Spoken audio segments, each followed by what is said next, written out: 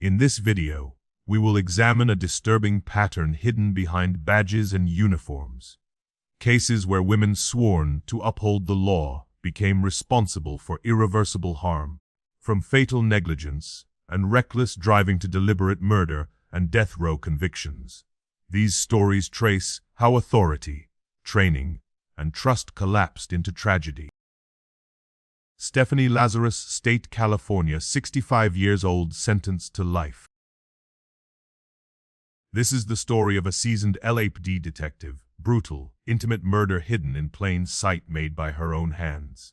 Before 1986, Stephanie Lazarus appeared to embody the image of a trusted law enforcement professional. She served as an officer, and later a detective with the Los Angeles Police Department. Colleagues viewed her as someone who understood procedure and respected the structure of the job. Outside the uniform, however, Lazarus carried unresolved personal history. She had previously been romantically involved with John Ruetten.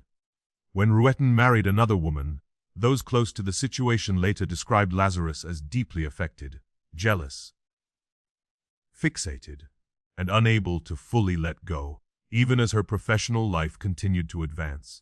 In early 1986, that private tension collided with irreversible violence. Sherry Rasmussen, Ruetten's new wife, had been married only a few months when she was found dead. On February 24, 1986, Rasmussen's body was discovered inside her Los Angeles condominium. The scene told a story of brutality rather than randomness. There were clear signs of a violent struggle. Rasmussen had fought back. She had been shot multiple times at close range. Among the injuries documented by investigators was a bite mark on her body, a detail that would later prove decisive, but was initially overlooked. In the immediate aftermath, the investigation veered in the wrong direction. Detectives quickly framed the killing as a botched burglary, despite inconsistencies that suggested a more personal motive. The bite mark was photographed and logged, but DNA testing was not pursued, even though biological evidence was present. Stephanie Lazarus herself responded to the scene in an official capacity, assisting other officers. At no point was she treated as a suspect. Her position within the LAPD, combined with the burglary narrative, placed her outside the circle of suspicion almost entirely. As years turned into decades, the Rasmussen murder slipped into the category of a cold case. From 1986 through 2008, the file gathered dust while Lazarus's career continued uninterrupted. She remained within the LAPD, eventually working in specialized units, including the department's art theft division. To the public, the case faded from memory. To the Rasmussen family, it never did. They repeatedly pushed for renewed investigation, raising concerns about the original handling of the evidence and the failure to explore personal connections. Their efforts were largely dismissed until science caught up with what procedure had ignored. In 2009, the case was reopened using modern DNA technology. Investigators revisited the bite mark evidence taken from Rasmussen's body decades earlier. When the DNA profile was developed and compared, the result was unmistakable. The bite mark matched Stephanie Lazarus. When confronted, Lazarus was questioned extensively. Her explanations unraveled under scrutiny. Later that year, she was arrested, sending shockwaves through both the LAPD and the public. The revelation was stark: a homicide detective had allegedly committed murder and remained hidden in plain sight for more than 20 years. The trial that followed between 2011 and 2012 laid out a narrative of obsession and betrayal of trust. Prosecutors argued that Lazarus killed Rasmussen out of jealousy, driven by resentment toward the woman who had replaced her. They contended that Lazarus exploited her status as a police officer to deflect suspicion and benefit from investigative blind spots. The jury agreed. In 2012, Stephanie Lazarus was convicted of first-degree murder and sentenced to 27 years to life in a California state prison. The consequences extended beyond her conviction. The Rasmussen family filed civil lawsuits against the LAPD and the city of Los Angeles, alleging negligence and systemic failure in the original investigation. Financial settlements followed, along with renewed scrutiny of how conflicts of interest are handled when law enforcement officers are connected to violent crimes. In 2025, Lazarus was denied parole for the second time, remaining behind bars for a crime that evaded justice for over 2 decades. When the person tasked with uncovering the truth becomes the one hiding it, the damage reaches far beyond a single victim, forcing an unsettling question to remain unanswered. How many other cases were trusted to the wrong hands simply because of a badge? Kristina Hambie, Estate, Georgia, 38 years old, sentenced to 10 years. Basically, Kristina Hambie was trained to prevent road deaths, but her actions caused 2 of them. Before 2011, Kristina was not an unknown name behind a police badge. She was a sworn officer with the DeKalb County Police Department in Georgia, a role that came with specialized training and heightened responsibility. Like all officers, Hambie was trained in traffic safety, risk assessment, and the operation of vehicles under both routine and emergency conditions. In 2001, on the day of the crash, Hambie was driving her personal vehicle through Avondale Estates, a residential area not designed for high-speed travel. Investigators later determined that her vehicle was traveling approximately 30 miles per hour over the posted speed limit. There were no flashing lights, no siren, no visible indication that a police officer was exercising emergency privileges. Hambie lost control of her vehicle. The crash was violent and immediate. 2 women, both civilians, both uninvolved in any criminal activity, were struck and killed at the scene. Their lives ended without warning, without connection to Hambie's profession, and without any justification rooted in public safety. In that moment, the badge carried no authority, but its shadow would loom large over what came next. The investigation that followed was methodical and unforgiving. Authorities established that Hambie was off duty and not acting in her capacity as a police officer at the time of the crash. The determining factor was speed, excessive, unjustified, and directly responsible for the fatalities. Prosecutors characterized her actions as reckless driving, a charge typically reserved for conduct that demonstrates conscious disregard for human life. Compounding the gravity of the case was Hambie's status as a trained officer. The same knowledge that was meant to prevent tragedy was now evidence of culpability. Criminal charges soon followed. Hambie was formally prosecuted for vehicular homicide, reckless driving, and violation of oath of office.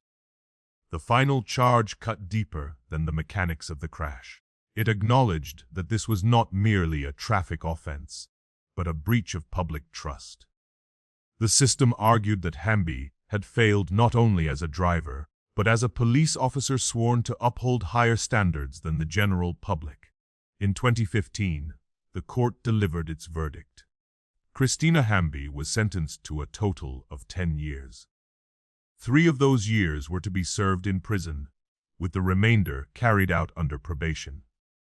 She was terminated from the DeKalb County Police Department, ending her law enforcement career permanently. To some, the sentence represented accountability. When a police officer causes death without wearing the badge in that moment, the question lingers long after the courtroom empties.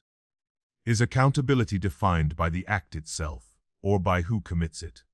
And can justice ever be equal when authority is part of the equation?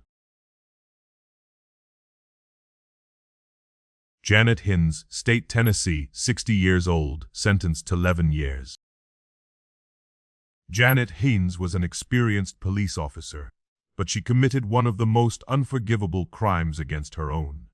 Before 2019, she lived inside the quiet authority of a police uniform. She was a sworn officer with the Chattanooga Police Department in Tennessee, entrusted with enforcing the law, responding to emergencies, and protecting both civilians and fellow officers. That expectation collapsed in 2019, on a night that began without sirens or urgency. Hinds was off duty, spending the evening drinking. According to investigative records, she consumed approximately 78 ounces of beer, far beyond what would allow safe driving. Yet, when the night ended, she chose to get behind the wheel of her personal vehicle. There was no emergency, no call for service, no justification that blurred the line between civilian and officer. The road ahead was ordinary. The decision was not. Driving through Chattanooga while intoxicated, Hinds failed to maintain control of her vehicle. Somewhere along that stretch of road, her car struck another motorist with devastating force. The victim was Nicholas Gallinger, a fellow Chattanooga police officer. He was riding his motorcycle, heading home after completing his shift. In seconds, the roles reversed. The protector became the threat. The officer enforcing the law became the one who broke it. The collision inflicted catastrophic injuries, leaving Gallinger fatally wounded on the roadway. What followed turned a fatal accident into something far darker. Instead of stopping, Janet Hinds drove away. She did not pull over. She did not check for signs of life. She did not call for help. The act was classified as hit and run, an intentional choice to leave another human being dying in the road. For investigators and prosecutors, that moment carried as much weight as the crash itself. It signaled awareness, not confusion. Flight, not panic. Nicholas Gallinger died from his injuries, sending shockwaves through the Chattanooga law enforcement community. Officers attended memorials knowing that the person responsible wore the same uniform they did. A full criminal investigation followed. Evidence confirmed that Hinds was legally intoxicated at the time of the crash. Toxicology reports, crash reconstruction, and witness accounts painted a consistent picture: excessive alcohol consumption, impaired driving, and a deliberate decision to flee. Prosecutors charged her with vehicular homicide by intoxication, leaving the scene of an accident, and additional related offenses under Tennessee law. The case moved forward with unusual gravity, shaped by the fact that both victim and defendant were police officers. In 2022, the court delivered its verdict. Janet Hinds was sentenced to a total of 11 years in prison. The sentence reflected not only the loss of life, but the aggravating factors of intoxication and hit and run. Her law enforcement career ended permanently. For Gallinger's family, the criminal case was only part of the reckoning. Civil lawsuits followed, resulting in multi-million-dollar claims and further public scrutiny of departmental culture and accountability. In the end, when a police officer kills another officer and drives away, the question lingers with uncomfortable force: where does personal failure end? And where does the betrayal of an oath begin? Kim Potter, State, Minnesota, unknown years old, sentenced to 2 years. Kim Potter had decades of experience, extensive training, and a spotless record, yet her one gunshot ended a young man's life with an unacceptable claim: is confusion. Before 2021, Potter was widely regarded as a veteran officer within the Brooklyn Center Police Department in Minnesota. That image collapsed in April 2021 during what began as a routine traffic stop in Brooklyn Center. Kim Potter was assisting with the stop of a vehicle driven by Dontai Wright, a 20-year-old man. During the encounter, officers discovered that Wright had an outstanding warrant. As events escalated, Wright attempted to re-enter his vehicle and drive away. The situation shifted from routine to chaotic in seconds, setting the stage for a decision that would have irreversible consequences. In that critical moment, Potter drew a weapon from her duty belt. She fired a single shot, Almost immediately, her voice, captured on body camera footage, cut through the scene as she shouted, "I grabbed the wrong gun." The bullet struck Dante Wright. He was later pronounced dead from the gunshot wound. What Potter described as a tragic mistake was, for Wright's family, a fatal act carried out by a trained officer during a traffic stop. The aftermath was swift and explosive. Body camera footage of the shooting circulated rapidly on social media, igniting protests across Minnesota and beyond. Brooklyn Center imposed a curfew, and the National Guard was deployed as demonstrations intensified. The shooting occurred amid a broader national reckoning over police use of force, amplifying public anger and mistrust. What might once have been considered an internal police tragedy became a flashpoint in an already volatile national conversation. Investigators and prosecutors moved quickly. The central question was not whether Potter intended to kill Wright, but whether her claimed confusion between a taser and a firearm absolved her of criminal responsibility. Prosecutors concluded it did not. They argued that the physical differences between the two weapons, their weight, color, placement on the body, and required grip, made the mistake unreasonable for an officer with Potter's experience. She was charged with both first-degree and second-degree manslaughter, signaling the seriousness with which the state viewed the incident. The professional fallout followed. Kim Potter resigned from the Brooklyn Center Police Department. Shortly afterward, the city's police chief also stepped down, underscoring the institutional impact of the shooting. During the 2021 trial, the prosecution repeatedly emphasized Potter's long career and training, framing her experience not as mitigation, but as aggravation. This was not a split-second error by an inexperienced officer, they argued, but a moment of extreme negligence by someone who knew better. In 2022, the jury returned its verdict. Kim Potter was found guilty of first-degree manslaughter. The court sentenced her to 2 years in prison, while she was allowed to serve her sentence under less restrictive conditions due to age and lack of prior offenses. The conviction marked a rare instance of a police officer being held criminally accountable for an on-duty killing framed as a mistake. The case left a lasting imprint. It became a national symbol of the so-called weapon confusion defense, and prompted police departments across the country to reevaluate taser placement and firearms training.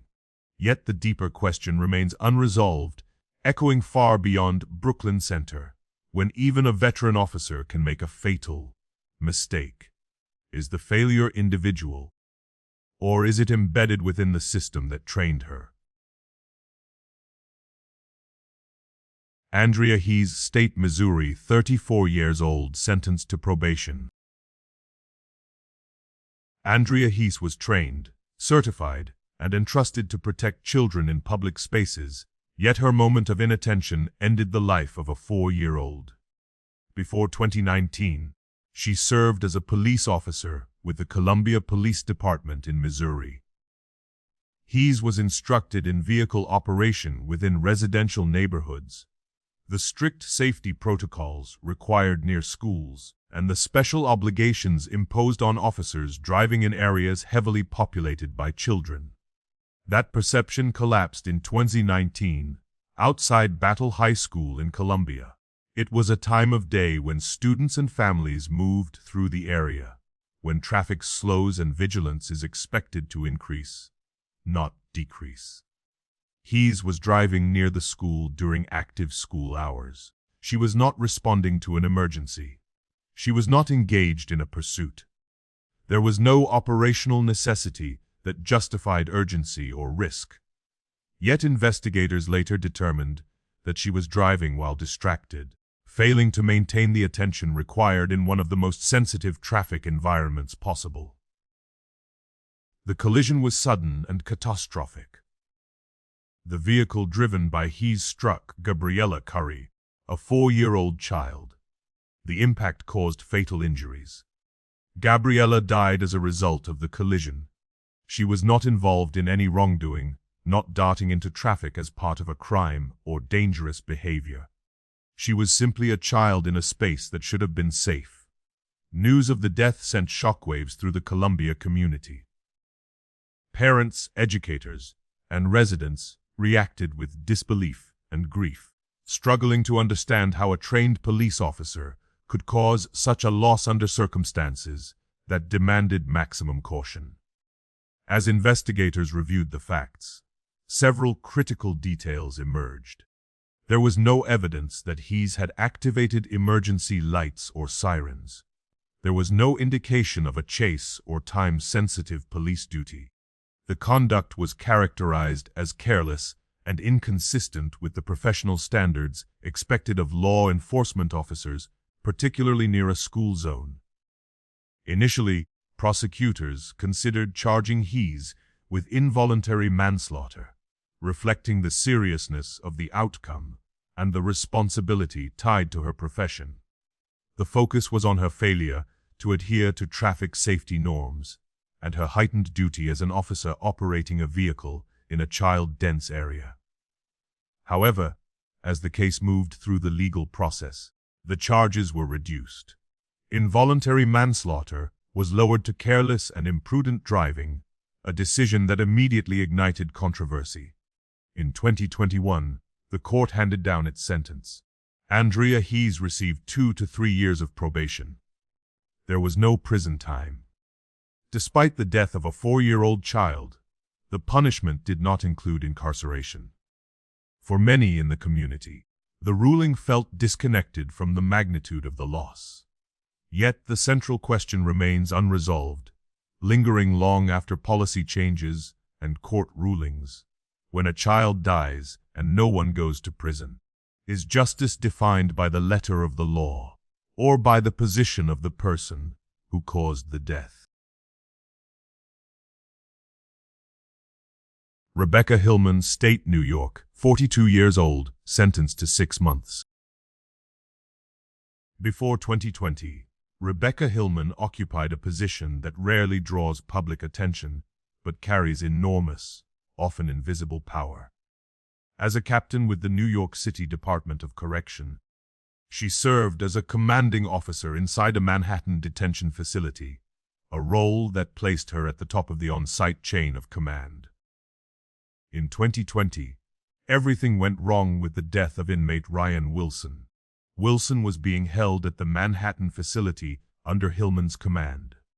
According to investigative findings, he was experiencing a mental health crisis in the days leading up to the incident. Inside his cell, Wilson used fabric, reported as bedding or clothing, to hang himself. What followed was not a sudden, chaotic moment, but a sequence of decisions that would later become central to a criminal prosecution. Surveillance footage captured correction officers becoming aware that Wilson was hanging. Time passed. No immediate rescue attempt was made. Investigators later determined that this inaction was not confusion or hesitation. It was the result of a command decision. According to prosecutors, Rebecca Hillman ordered her subordinates not to intervene. Emergency medical services were not immediately called. Life-saving measures required under Department of Correction protocol were not initiated. In a system designed to act quickly in medical emergencies, the response was frozen by authority. Ryan Wilson died in his cell. The death was not classified as the result of assault or physical violence by staff, but the distinction offered little comfort.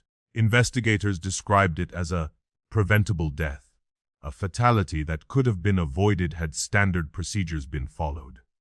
The absence of action became the action itself. Between 2020 and 2022, the case moved through internal and criminal investigations. The NYC Department of Correction conducted its own review, while prosecutors examined whether Hillman's conduct rose beyond administrative failure into criminal liability. Their conclusion was stark. As a commanding officer, Hillman had a clear legal duty to act. By ordering officers to stand down, she breached that duty. The decision, prosecutors argued, directly contributed to Wilson's death. Hillman was charged with criminally negligent homicide, a rare and serious accusation for a senior correction official. The case reframed the narrative of accountability, focusing not on brutality, but on deliberate inaction. In 2023, a court found her guilty. Under New York law, the charge carried a potential sentence of up to 4 years in prison. The court imposed a custodial sentence, formally ending her career in corrections. This case underscored a chilling legal reality failing to act, when one has both the power and the obligation to do so, can be treated as a criminal act. The case forced an uncomfortable question into public view. When a single order can stop help from coming, where does negligence end and intent begin? Antoinette Frank, State, Louisiana, 54 years old, death row. The most shocking case in U.S. police history must be the case of Antoinette Frank. She wore a badge, carried a service weapon, and swore an oath, then used that same authority to execute 3 people in cold blood. Before 1995, Frank was a sworn officer with the New Orleans Police Department, one of the few women in the force at the time. In practice, however, warning signs quietly accumulated. Colleagues raised concerns about her attitude and behavior. Her job performance was criticized. Internal records reflected problems serious enough to draw attention, but not serious enough, it seemed, to remove her from duty. Despite these red flags, Frank remained on the force, still armed, still trusted with the power to take life in the name of the law. In early 1995, Frank's personal life collided with her professional authority. She became involved with Roger Watson, a man with a criminal past. Together, they began planning an armed robbery of Kim An, a Vietnamese restaurant in New Orleans. The plan was not limited to theft. Investigators would later establish that the couple discussed eliminating witnesses if necessary. This was not impulsive desperation, it was premeditated. On the night of March 4, 1995, the plan became reality. Frank and Watson entered the Kim An restaurant armed. Inside were 3 people: Ronald Williams, a New Orleans police officer and Frank's colleague who was working off-duty security, and 2 restaurant employees. What followed was not chaos, but execution. During the robbery, Antoinette Frank opened fire. She shot and killed Ronald Williams. She then shot and killed the 2 restaurant workers. All 3 victims died at the scene. The weapon used was Frank's own service gun, the same firearm issued to her to protect the public. The aftermath was swift. Frank and Watson were arrested shortly after the murders. Police recovered the murder weapon and cash taken from the restaurant. As investigators reconstructed the scene, one conclusion became unavoidable: Antoinette Frank was the primary shooter.